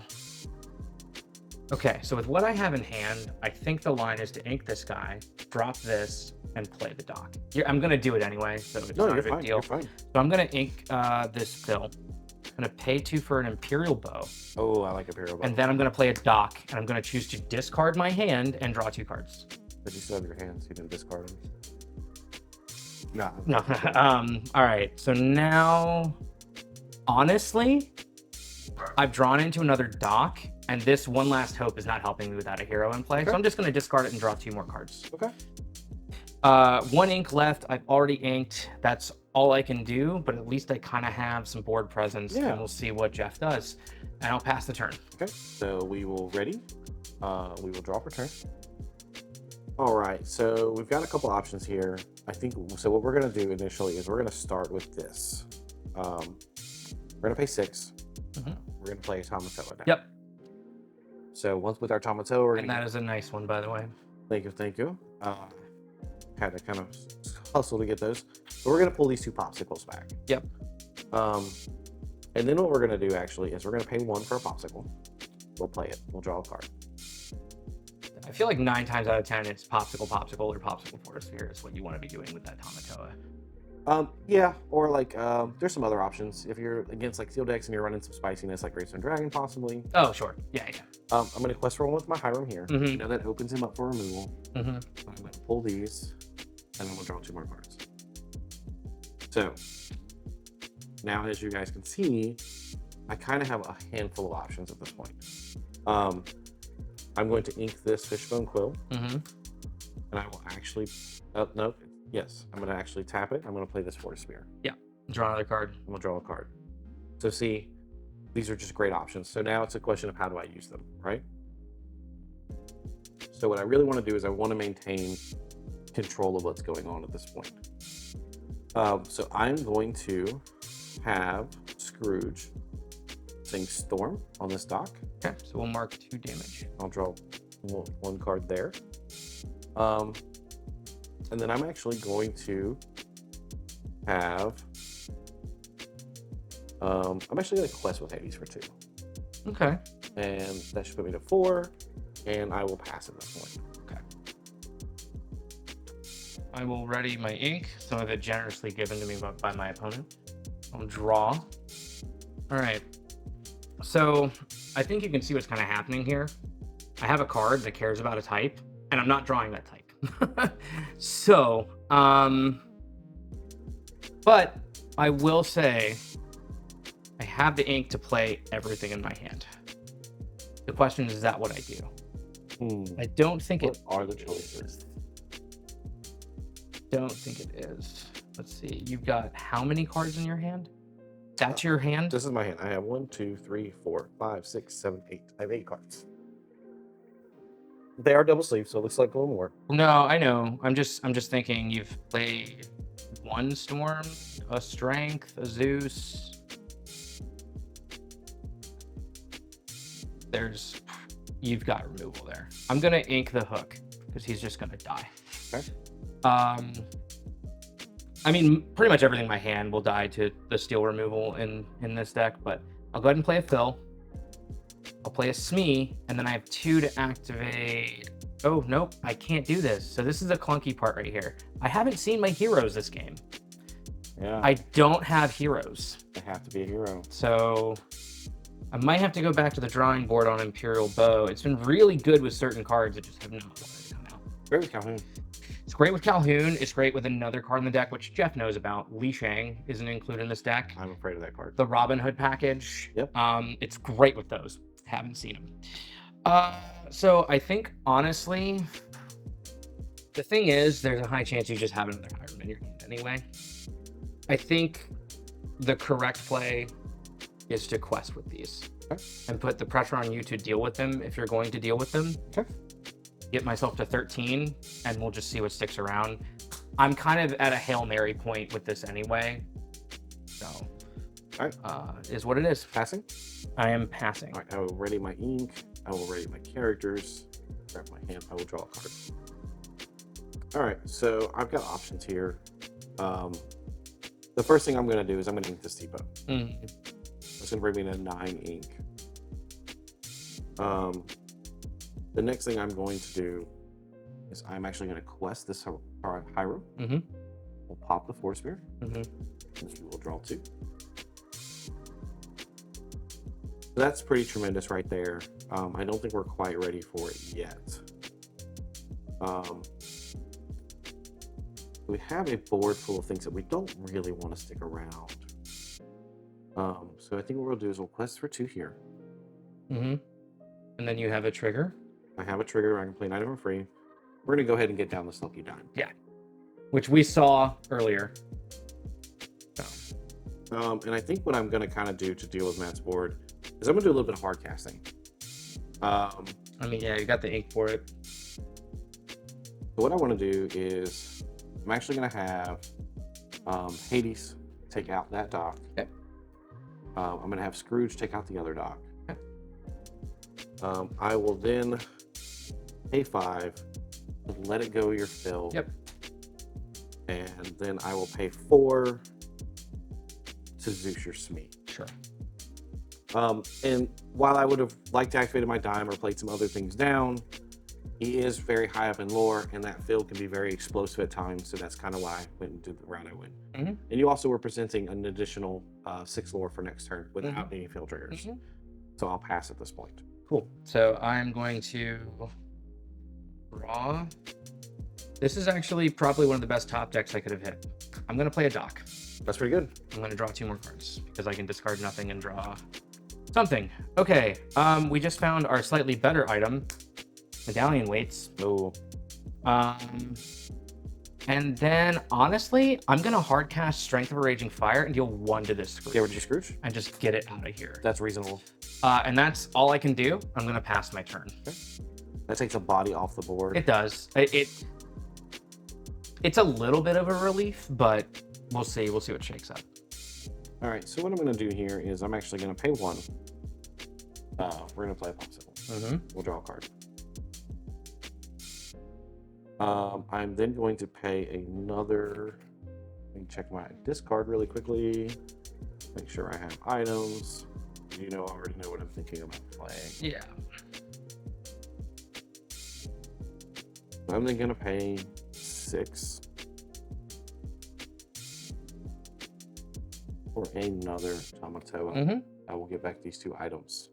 Which were popsicle and what? Sorry. Popsicle and Force And Spear. Force Spear. Yeah. Okay. I'm then going to pay 1 for the popsicle. Mm-hmm. I'll draw. I'll actually quest my original Tamatoa Mm-hmm. for 2. I'll play the Force Spear for free. Mm-hmm. Draw a card.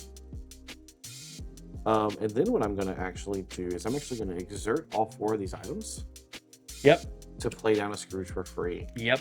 And then I will get a Scrooge trigger. I will search my deck for an item. We actually hit kind of our choice here. So we're going to take the popsicle. Yep. We're going to prioritize these 2 to the top. So if we do cycle our deck again, we can see them sooner rather than later. I'm now going to pay my remaining 1 for a popsicle. We'll draw a card. I'm not ink for turn. I will ink this Tipo. Okay. I will then quest for 1 with Hiram. Mm-hmm. Pop the popsicle. Mm-hmm. Draw 2. And we are going to then have Katie sing Let It Go on Your Dog. And I will pass turn at this point. Okay. So we've kind of got all our pieces we need. It's just a matter of how we want to sequence. I'm very afraid of Matt's ability to do explosive war game. Like I'm right now. So I'm going to play a Super Goof. Yep. And I'm going to pay 2 to activate medallion weights on him. So he now can hit for 4, and I'll draw a card on challenge. So I'm going to go ahead and finish the Hiram. Yes. And hit it for 4. Yes, and you'll take It'll hit me for 1 back. Yep. I'll gain 2 from Goofy, and I'll draw a card. Yep. And then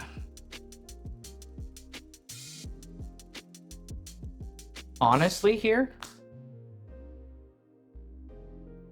I'm gonna play I'm Still Here on the Goofy. Give it resist. Give 2. it resist 2 and draw a card. All right. So at least you have to put 2 things into him if you want to get rid of them. And I will pass there. Okay, I'm gonna set my hand here just temporarily while I read. Sure, yeah, you don't want to get that mixed up. I will set my 1 card over here. All right, so I'm gonna ready my items, ready my characters. This is what I have. So I'm in now trouble, 1, 2, gang. 3, 4, 5, 6, 7, 8, 9. I'm at 10 ink. So I am going to draw my card for turn. I'm going to pay 5, 6, 7, 8 for a big Tamatoa. I think you just win here, right? I think so. We're going to run through the sequencing so people can see. I'll get a popsicle back. I'll quest for 2 here. play the popsicle for free. We'll play the popsicle, Yep. draw a card. The reason he's doing that is it leaves his ink up for done if he needs to use it. I quest for 2 here. I will play a Great Seven Dragon for free. Oh, there you go. I think, and then I'll tap dime for 1, 2, 3, 4, 5, 6, 7. Yeah. Go to 21. Yeah. Yeah. So I mean, it wasn't a total blowout. I guess I got to 15, but he was just able to control me the whole game. So just kind of how it shook up, and my synergies didn't quite get there either. I will say this: Like they were off synergy. you really needed to see that medallion lace when you saw the Imperial bow. It was good getting Yep. it down. Yeah, I think I'm just on 2 bow and I'm on 4 medallion weights. I just sprinkled these in because my list as of right now doesn't have a lot of great ways to deal with evasive other than like some removal. So it's really just in there for that. But let's just go to game 2.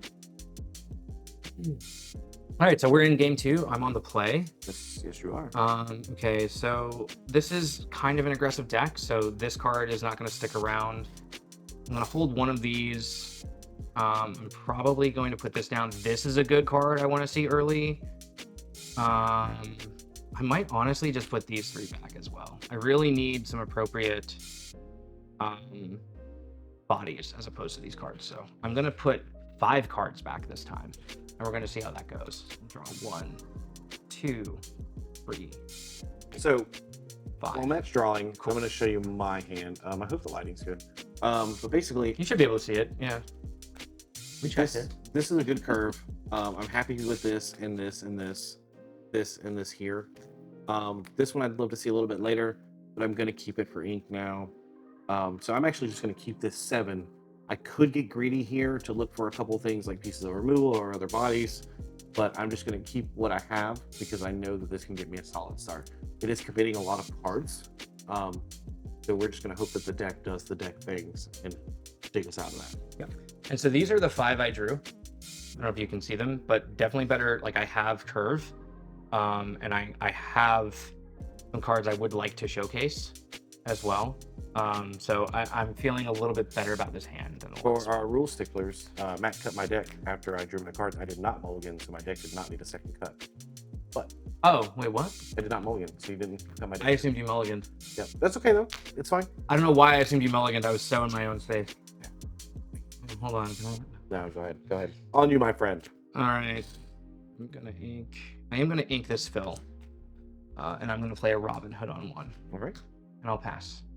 All right. Yeah. I'm gonna draw for turn. I'm not upset about that. What I'm actually gonna do here is I'm gonna ink this fishbone. We will play the turn 1 Force Spear, and then in turn we will play Belt, Okay. banishing the Force Spear, Mm-hmm. and we will pass. All right. So I'm going to draw for turn. So that's a cool draw. But I'll be honest with you, I don't think I'm going to have characters sticking around for that to be any good. So I'm going to ink this Fajo. I'm going to play a Smee just to make sure I'm hitting some curve here. And I really want to hold on to these other cards here and this one as well. So I will honestly, the question is here, do I make you have the Storm? Or do I just quest with the Robin to try and get lore? Like, if I quest with them, I'm giving you the free Robin Hood. So I think in this situation, the best move is to just leave them up. Because we are a challenge deck. You gotta have bodies to challenge. And it could be the wrong play. Listen, my name is Misplay Matt. I could be messing up here, but I'm gonna just stick with my gut here and just make him have it. Okay. So I'll pass to you. We will draw. So that's actually a tremendous draw here. That's exactly what we wanted to see right now. So I'm actually going to start off. I'm going to ink a Last Cannon. Like I said, this is a great later game card, especially if you're playing against location decks. Somebody drops the library down, you can pop this, get Challenger 3 to a Scrooge. It's great. And then I'm going to tap 2, and I'm going to play a Sail the Azurite Sea. Okay. So we've hit our optimal 2 to 4 ramp that we always want to hit. Yeah. I did draw the card. Now, see, I have a very interesting decision here. It's which one of these do I want to give up? And I think I'm going to value these a little bit more to start with because it's going to be a couple turns before I can get here. So I'm actually going to ink this card right here. We're gonna ink this Tamatoa. We're gonna play a popsicle. Get some more dig, yeah. We'll draw a card, and you know, we are going to take the storm on the Robin and draw the card. I know that leaves us open up to the Smee, but that's okay because that would be a trade if he decides to go that route. And I'll pass. All right. So I'm gonna draw for turn. And the cool thing about this is I actually get to make this not a trade. So I am going to ink a Smee, and I'm gonna play One Last Hope. Oh, I thought I'm still here was coming. Chosen character gains resist 2 until the start of your next turn. If a hero character is chosen, which isn't relevant right now, but if it was a hero chosen, it can challenge a ready character. But since the bell's exerted, we just care about the resist 2 line. We're gonna run into the bell. Nice. Only take 1 damage, and then Smee will not hurt himself at the end of turn. And that takes away his free Singer for Storms and Strengths and things like that. It's a good line. And that's probably the best play I can make right now. I will pass the turn back. I should have known I was being invaded. I should have left him up, but it's okay. So what we're actually going to do here is I'm going to ink a Scrooge McDuck, which should tell you that I found a Scrooge McDuck. Yep. Mm-hmm. We're going to activate his trigger. We're going to pull this popsicle. Again, these are the things that we want to prioritize when we're stacking, because I promise you, you can cycle this entire deck. Very much so. And from there, I'm just going to pass. Okay. So I'm going to raid the Smee. He no longer has resist. Okay. Because it is the start of my turn. All right. I will draw. All right. Okay, so I'm really glad I drew ink here. So I'm going to ink this Captain Hook I just drew. But you're like, why would you ink that? Well, it's because I want to prioritize playing this guy this turn and then some other things later. So I'm going to pay 3 for Li Shang, which is a really, really fun card. So Li Shang is a Ruby Steel Dual Link from Arcasia's Island. He's a 2/3, quest for 1. He can challenge ready characters. And then while he has damage, he has +2 strength. So what I'm going to do here is I'm just going to go ahead and quest with the Smee for 2. Mm-hmm. And here's a cool interaction. Li Shang is a captain, so Smee does not hurt himself at the end of the turn. That is true. And I will pass to you. All right. So we'll start off. I'll draw a card. We're going to start off. We're going to play this popsicle we got to Scrooge last turn. Mm-hmm. We'll draw a card. All right. So this is looking pretty good in our hand. What I think I want to do is actually, I want to get to this next turn. So what I'm going to do is I'm going to pay 2 for a Tipo. I'm going to ink that with Tipo. So that is exerted. Mm-hmm. And then I'm unfortunately going to ink another Tamatoa for turn. But what I will do, because I'm so Li Shang I do not want to deal with, I'm going to clean remove him with his Salon. Yep. I had a feeling that was coming. And then I will pass. All right, so I will ready my Smee and my ink. Draw for turn. That is an interesting draw.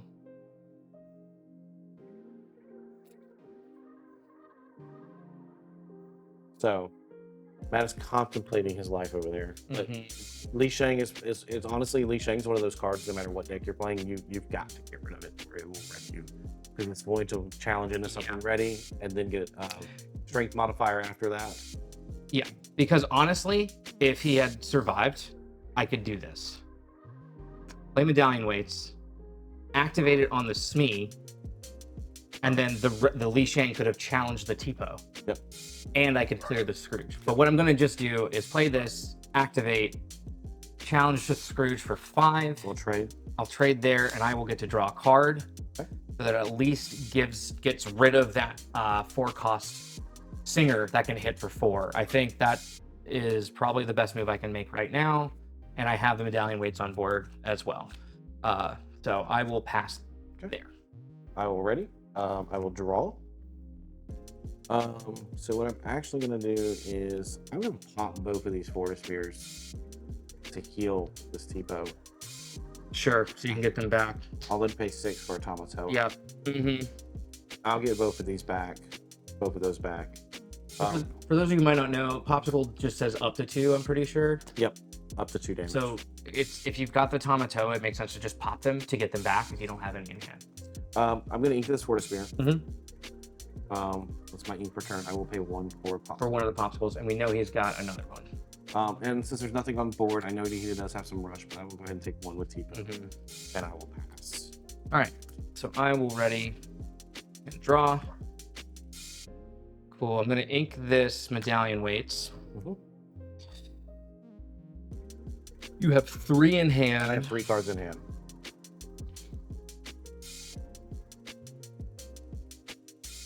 I realize now I didn't ink last turn, and that might have been a mistake. Oh, no. But it's fine. I'm gonna play a Philoctetes and just hope I don't get blown out here. I'll pass. Okay. I will ready. I'll draw. Okay, that's pretty tremendous. But I don't think I want that to compound yet, actually. So I think what I'm going to do is going to pop this popsicle on Tamatoa. Mm-hmm. Oh boy. I'm going to play another Tamatoa. Yep. And I will get back this popsicle and Fortis Spear. Mm-hmm. I'm going to quest for 2 with the Tamatoa. Mm-hmm. I'll play this popsicle for free. Yep. I'll then pay 1 for Fortis Spear. Mm-hmm. I'll draw a card. I'm going to ink this fishbone as my 4-turn ink. Yep. I will pay 1 for another Fortis Spear. Yep. Draw a card. And at this point, I will quest for 1 my T-Pone as well. Sure. And I will pass. All right. So we're digging, guys. We're trying to get our way out of that slow start. You're not digging out. You're winning right now. I'm gonna draw.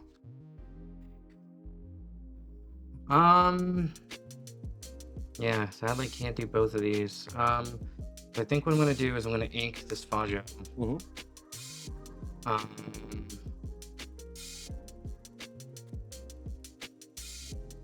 All right, so this is gonna be an interesting move. I'm gonna pay 4 for a Goofy. Okay. He's a hero. So Phil will trigger, I'll gain a lore. Yeah. I have 2 left. I'm gonna activate medallion weights on Goofy. Gives him +2 strength, and he's also getting Challenger 1 because he's a hero. That's pretty good. So Goofy is gonna trade with this Tamatoa, Nice. gain me 2 lore, and draw a card. He traded, sir. I was about to. No, I'm just kidding. Yeah. Get that Goofy out of I here. did say trade, and I was just like I was just making sure I drew the card.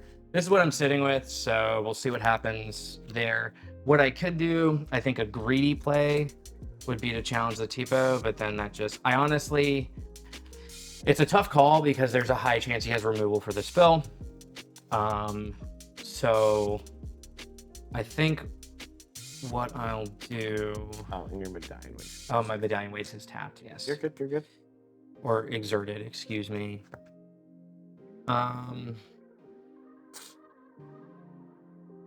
When you don't have a lot of options in hand, it makes these decisions a lot more Makes it a lot more critical. yeah, a lot more critical. And it's okay to slow down and think about crucial game turns. But when we're doing the motions of the normal stuff like popping popsicles, drawing cards, like that should not take long to do it all. I hope you've seen my turns have not taken that long. I think I'm just gonna pass. I don't want to do the greedy thing here and just give you the free kill with the Tamatoa. Okay. Although there is an argument here that I could do that, and that would stop you from questing the Tamatoa. That's up to you. Before you pass. You know what? I am going to go ahead and quest if you'll allow me to do that. Yeah, that's fine. I'll go to 7 and I'll pass. Okay. I'll draw a card. All right, I'm going to start off. I'm going to pay 1 for a popsicle. That's a tremendous draw. So now what I'm going to do is I'm going to exert Free Scrooge. for a free Yep. Scrooge that just came Free off the top.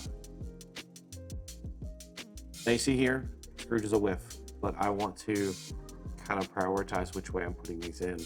I think I'm actually going to go this way for these. And now what I'll do is I will actually pay for Hiram, pop a popsicle, draw 2 cards. Now, had I done that the other way around, I wouldn't have been able to play the Scrooge for free. So sometimes sequencing is very, very important. Yeah. I think what I'm going to do now is I'm going to hard cast a Storm Rage on. That'll be 2 damage. Draw a card. I'm going to ink Silly as a right seat. I will play Fire the Cannons. Yep. I will quest for 2 with Tamatoa. I'll play a last cannon for free, and I'll quest for 1 with the TV. Yeah, I'm glad I quested because he had the removal anyway.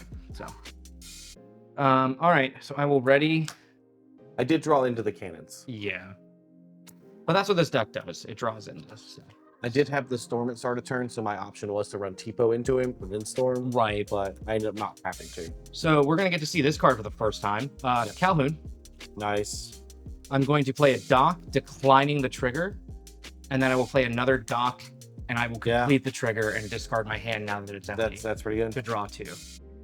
That's pretty good. And this is what we're sitting on. So I'm feeling a little better because we have made him spend a lot of removal and everything is upright. So hopefully we can kind of do something with this next turn. So I will pass to you.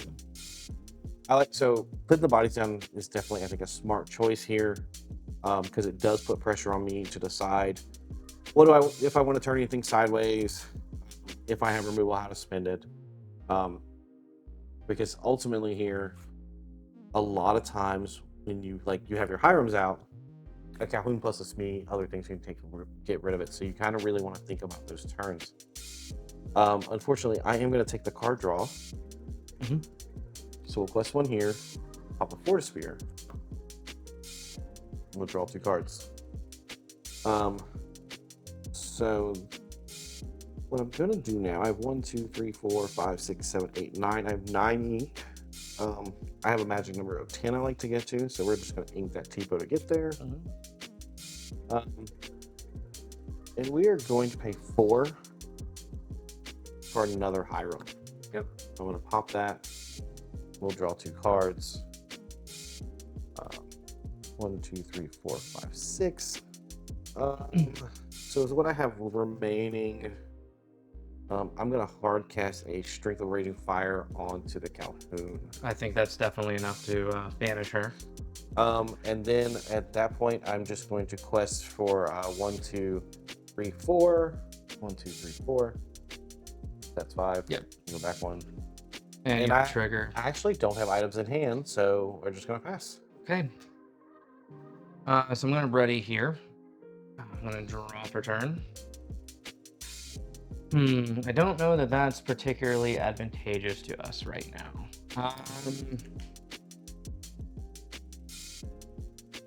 So I think what I'm gonna do is actually ink this I'm Still Here. Like, yes, I could cast it to draw a card, but like, honestly, I can just use 2 ink, activate Medallion Weights on something, so, which is probably what I'll end up doing. So, losing the fill hurts a little bit. And the Calhoun, losing the Calhoun hurts a little bit too, because I had a line with her that would have been pretty good. Sometimes there's certain cards when you're playing, like they enable like crazy combos, right? Like we know Calhoun enables Lorgain, Phil enables the hero stuff. Any deck you ever see him, there's usually some sort of hero Lorgain. Li Shang is scary. Li Shang plus the Medallion Weights is insane. So those are cards that you're gonna want to target, just like Robin Hood. Matt. It's like if you're able to, this card doesn't live if they have removal for it. You have how many cards in hand? I have 6 or more there? No, I have 4. Oh, 4. They're just there. They're thick. They are thick. They're thick. I'm over here playing single sleeved, so it like, yeah, okay. 4. Well, there's double sleeve for a good reason. Okay. Yeah, obviously you have the really nice Tamatoas. I think I just have to take a somewhat aggressive line here. I'm gonna play Super Goof. I'm gonna activate Medallion Weights on the Super Goof. Okay. I'm gonna take the Scrooge. Okay. And then gain my 2 lore and draw my card. That's good. So that's nice eventually, but I don't think it behooves me. Let's see. So 1, 2, 3, 4, 5. Questing to 17. If a dime gets cheated out, that's 19. If there's Tamatoa and a free dime, he did say he got to 10 ink, so he can play Tamatoa. So really, I mean, if he's got the Tamatoa, he wins. Straight up. Well, I have dime too. And that's true. You didn't have an item to cheat out before, or it would be a smart move to make me think you don't have an item. But I'm gonna just assume that you don't have it because it didn't come out already.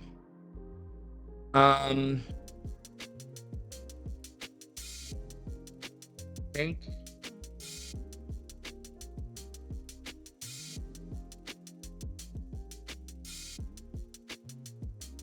Yeah, I think I'm just gonna quest for 2. Okay. Get to 11. Because honestly, the only thing that can cleanly take these at the moment, well, there is a last cannon I forgot about, but that's okay. Passing the turn. All right. So we're gonna ready everything. We'll draw our card. Not what we wanted to see off the top. So what we're gonna do is we're gonna quest one with Hiram. We're gonna pump this back. Okay. So we're not using it to run into my dock. We're gonna draw 2 cards. We're then gonna quest with this Hiram. Yep. Draw even more cards. Yep. Still not quite what we're looking for, but we'll do some things. So we're gonna pay 8 for Tamatoa. We'll get back this popsicle. Yep. I'll pay 1 for the popsicle.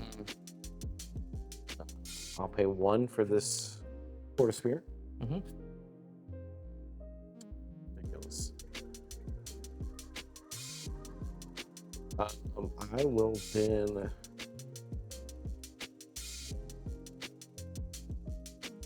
play a bell, pop a forest spear. Quest for 2 here. Yep. I have no items or no trigger. Plus 1 with Tipo. Yep. And I will ink a Tipo for turn and pass. Yeah. It's a pretty tall order for me this turn, but I honestly don't think I have a line out. But let's just see how much we can do before the game's over. So, that was your turn? That's my turn. I'm gonna ready. 2 dock, 2 furious over here. All right, drawing for turn. Yeah, that's not really helping us here. So, I'm gonna ink this Phil because he's really not synergizing at the moment. I'm gonna pay 5 for a Mushu, who is. I did get rid of one early and inked one early, but yeah, it's too little, too late. I'll go ahead to be efficient and play this Robin Hood. And you there's no way I can clear enough. So I will pay 2 for medallion weights, give Doc +2, challenge and take the Tipo and take no damage because Mushu gives my challengers resist You'll 2. gain 2 lore. And I'll gain 2 lore and draw a card, which it's a Smee, but I'm not gonna be able to play it. I'll quest for 1, go to 14, and say good game. Just for the sake of finishing, I will draw. That's not the card we look for, but we will quest for game with everything. Guys, I really hope you enjoyed watching that gameplay video. Thanks for listening to me ramble about Hiram and share my feelings. I am hopeful for the future of Lorcana. We're not going anywhere additionally. You know, Blue Steel is where the idea name for our channel came from because we're all about additional ink. We're just about to figure out a different way to do it, guys. I think there's room to innovate. Hopefully, it'll all work out. But I am excited for what the meta holds. I'm excited for the new set Jafar Reigns. Please like and subscribe. Don't forget about our giveaway. Remember, here at Additional Ink, we believe there's room at the table for everyone, no matter your age or skill level, or what deck colors you play. So come on back for your next drop of Additional Ink, and we'll see you soon.